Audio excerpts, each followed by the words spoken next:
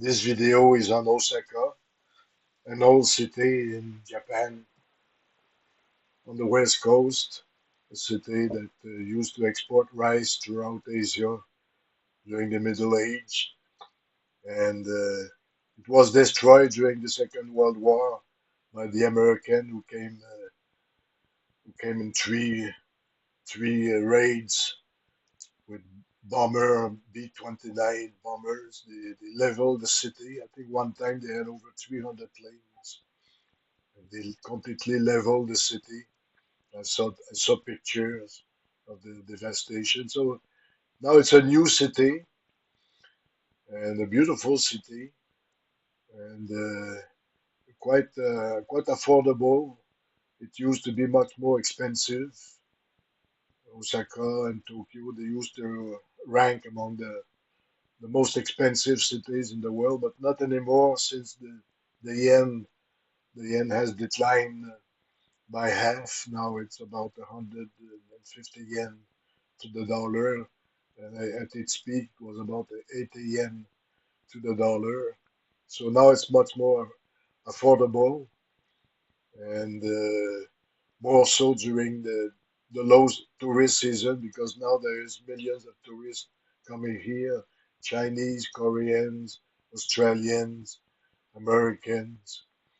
They're coming here during the tourist season. So now it's the low season, so it's even more affordable for the hotel at least, more affordable, cheaper than what you would pay in Europe and in America. Even the food is very cheap. The beer a little bit more expensive, and it's a very conservative society. It's strike me because the idea that Japan is highly developed with bullet trains and nice cars. Well, it's very conservative. Like the money, they still use cash, contrary to China, where I was last week. You don't use cash at all. You pay with your telephone. You use an app on your telephone, and you pay everywhere with your telephone. Tickets, a restaurant, convenience store, whatever. You pay with your telephone. In Australia, you pay with your credit card. You just touch with your credit card, and it's paid. But here in Japan, they still use cash. They have cash machine, and the machine gives you your change. When you go in convenience store, you put your money in the machine gives you your change. Same thing when you buy tickets. So it's quite conservative. Also, they're not electric like uh, like in China, for instance. Here, people are still pedaling. They have old bicycles. I was surprised to still see this because in China now everything's electric. Cars, two wheels, three wheels, buses, cars, they're all electric. But not here. I have not seen electric cars or except the small one. I think I have seen a couple, but it it's rather rare. So they're still very conservative. I think the population is decreasing. They don't make much babies, and they live mostly alone. So it's quite a conservative country. The only thing expensive is the taxis, which I have not tried this time. I travel easily by train. I came from the airport by bus, and then I took a train to come here.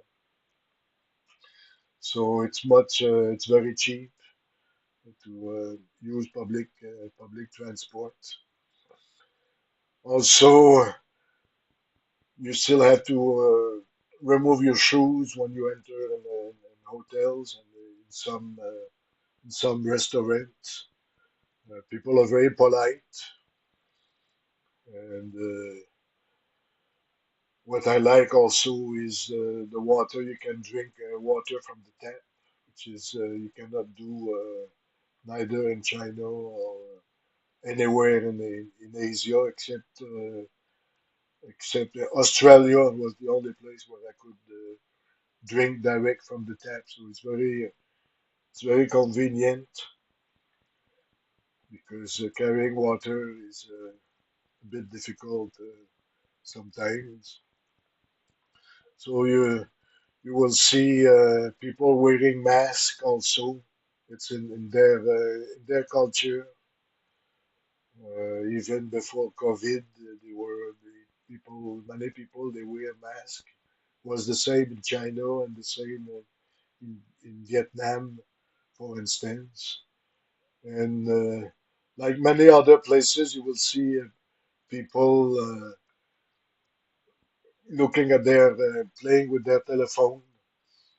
They everywhere in the metro, in restaurants, everywhere they they play on their phone. There's a huge community of Koreans and Chinese here in this city. I think they play. I see it on TV. They play baseball. They play baseball a lot. That's their uh, that's their national sport. Also, I have been to the McDo. It's a nice place where you can read. Like it was raining, so it's still raining today, and it's a nice place to sit down, and you can spend as much time as you like. That's the end of the video. Thank you for listening.